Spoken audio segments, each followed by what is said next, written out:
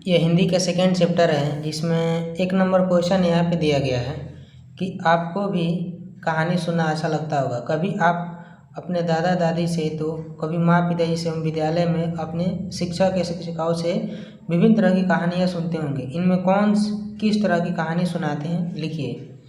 जैसे माँ से आप किस प्रकार की कहानी सुनते हैं, तो बच्चों की कहानियाँ, ठीक है। पिता से प्रेरणादायक कहानियाँ और दादी से धार्मिक कहानियाँ या स्वर्ग नरक की कहानियाँ, जिसमें बच्चों की रुचि बहुत ज़्यादा होती है, और शिक्षक या शिक्षिका से संघर्ष की कहानियाँ, ठीक है। चलिए, सेकंड क्वेश्चन इसमें दिया गया है 2 नंबर कि दादी ने ऐसी कौन सी बात कही होगी जिससे बाघ बेहद घबरा गया होगा। आप किस बात से घबराते हैं। देखिए, यहाँ लिखा गया है कि दादी ने यह कहा कि न सिरवा के डर, न बकवा के डर, डर तो डर टिपटिपुआ के डर। इस कथन को सुनते ही बाघ बेहद घबरा गया और सोचने लगा कि यह कोई बड़ा जानवर होगा, तभी दादी शेर और बाघ से ज़्यादा टिपटिपुआ से डर रही है, ठीक है। चलिए, अब आगे क्वेश्चन इसमें दिया गया है 3 नंबर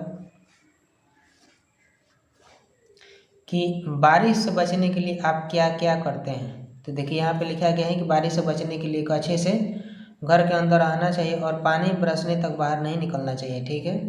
और बारिश से बचने के लिए हम लोग एक छतरी का भी प्रयोग करते हैं। 4 नंबर में सवाल दिया गया है कि मुझे मेरे अर्थों से मिलान कीजिए।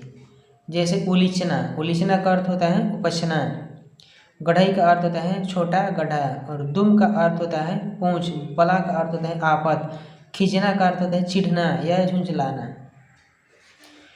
5 नंबर में इसमें सवाल दिया गया है कि यहाँ कुछ अन्य कथन दिए गए हैं, बताइए कथन किनके द्वारा कहे गए हैं। ये कथन किनके द्वारा कहे गए हैं। तो क नंबर है कि ये टिपटिपुआ कौन है। टिपटिपुआ क्या सिर बाघ से बड़ा होता है। तो किसने कहा, तो पोते ने कहा। ख नंबर दिए गए हैं कि हाँ बचवा, न शेरवा के डर न बघवा के डर, डर तो डर टिपटिपुआ के डर, दादी ने कहा। तो चलिए, ग नंबर में दिया गया यहाँ पे कि महाराज मेरा गधा सुबह से नहीं मिल रहा है, जरा पोथी बाँच कर बताइए तो वह कहाँ है। तो किसने कहा, भोला ने कहा, पंडित जी से, ठीक है। घ नंबर में दिया गया है कि आज तूने बहुत परेशान किया है, मार मार कर मैं तेरा कचूमर निकाल दूंगा। किसने कहा, भोला ने कहा। ग नंबर क्वेश्चन दिया गया है कि अब यह टिपटिपुआ कौन सी बला है, जरूर यह कोई बड़ा जानवर है। किसने कहा, बाघ ने कहा। 6 नंबर में क्वेश्चन यहाँ पे हम देखते हैं।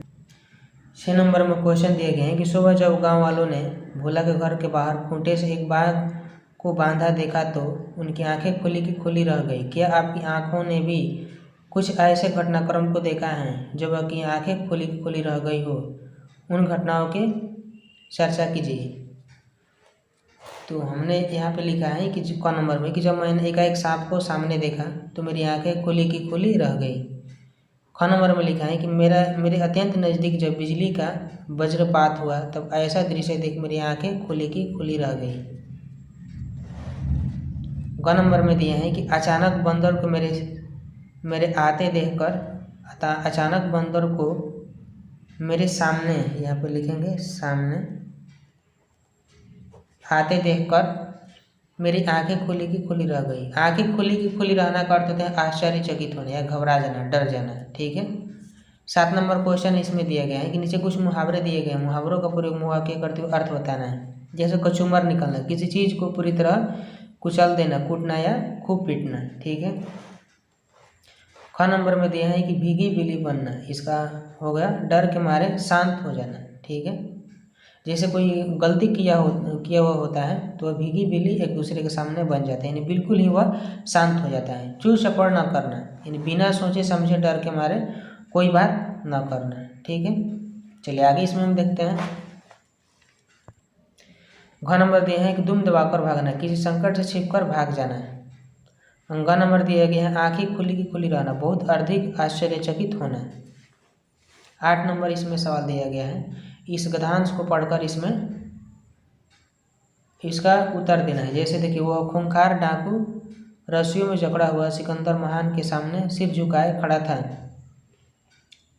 सैनिकों के साथ हुई झड़प में वह घायल हो गया था। उसके घाव से खून बह रहा था, परंतु उसके चेहरे पर भय का नामो निशान न था। ऐसा लग रहा था जैसे उसे अपने प्राणों से कोई मोह नहीं हो। सिर पर मौत मंडरा रही थी, फिर भी वह शांत दिखाई दे रहा था। उसके स्थान पर कोई और होता तो उसके हाथ पांव भय के मारे फूल गए होते। अब इसका आंसर यहाँ पे दिया गया है कि डाकू किसके सामने सिर झुकाए खड़ा था? तो सिकंदर महान के सामने। सैनिकों के साथ झड़प में कौन घायल हो गया था? तो डाकू। डाकू के स्थान पर कोई और होता तो क्या करता? वो बहुत डरा हुआ होता। रस्सी का बहुवचन क्या है? तो रस्सी का बहुवचन हो जाएगा, रस्सी का बहुवचन रस्सिया। ठीक है, चलिए आगे इसमें सवाल देखते हैं। 9 नंबर सवाल दिया गया है कि निम्नलिखित शब्द को उचित विलोम शब्द लिखिए। जैसे न्याय है तो न्याय का हो जाएगा अन्याय, निडर का डरपोक, विधवा का साधवा, दुख का सुख, उपस्थित का अनुपस्थित, और दुराचारी के सदाचारी, राजा के रंग, शांत के अशांत हो जाएगा।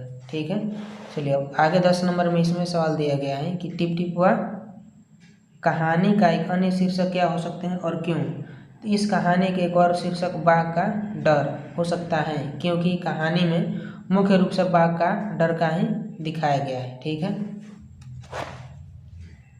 11 नंबर में यहाँ पे दिया गया है, यदि मौसम का साफ रहता और भोला का सामना बाघ से हो जाता तो क्या होता?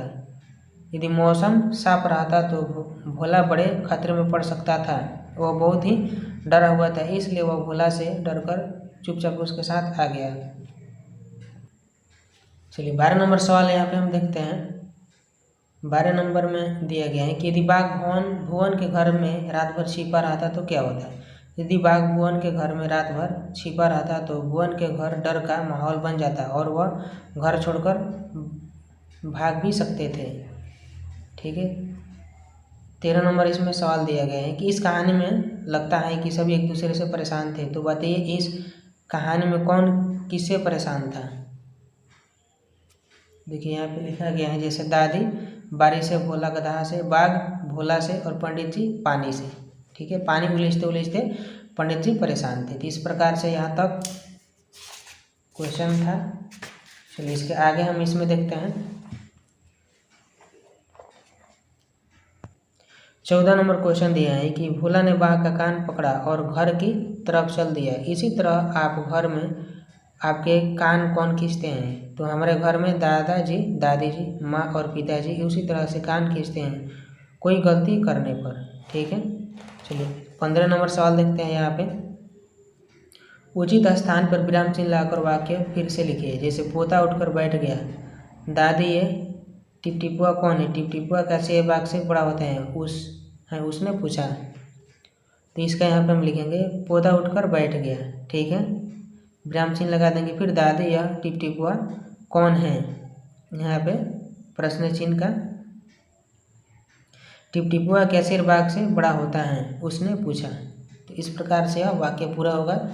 चलिए अब ख नंबर में यहाँ पे हम समझते हैं कि भोला वहाँ से चल दिया। चलते चलते वह एक तालाब के पास पहुँचा। तालाब के किनारे ऊंचे ऊंचे घास उग आए थे। भोला वहाँ से चल दिया। चलते चलते एक तालाब के पास पहुँचा। तालाब के किनारे ऊंचे ऊंचे घास उग गए थे। ठीक है, तो इस प्रकार से इसका हम आंसर लिख सकते हैं। यहाँ पे हर वाक्य में विराम चिन्ह लगाया गया। जैसे भोला वहाँ से चल दिया तो यहाँ स्टॉप हो जाएगा। फिर चलते चलते एक तालाब के पास पहुँचा, तो फिर यहाँ पे स्टॉप। तालाब के किनारे ऊंचे ऊंचे घास उगाए थे, तो यहाँ तक यह वाक्य समाप्त होता है। तो यहाँ तक हम इसका विराम चिन्ह लगा देंगे। ठीक है, तो इस चैप्टर का यहाँ तक कुछ इम्पोर्टेंट क्वेश्चन था जो कि कंप्लीट हो गया।